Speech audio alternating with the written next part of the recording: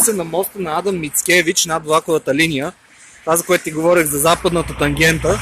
И ето това, което са тук, са основите на моста, който още не е изграден, но е започнат, в смисъл просто е спряло строителството. А тук отдолу, точно под моста, се намира и това е спирка Връбница. Тези релси тук всичките предстои да се махнат и да се заменят.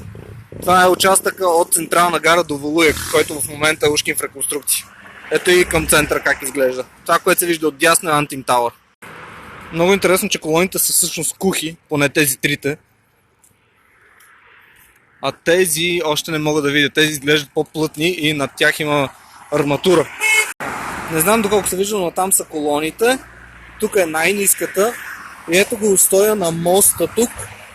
Както и стълбове на изграденото на насип платно, останали от едно време. Ето така.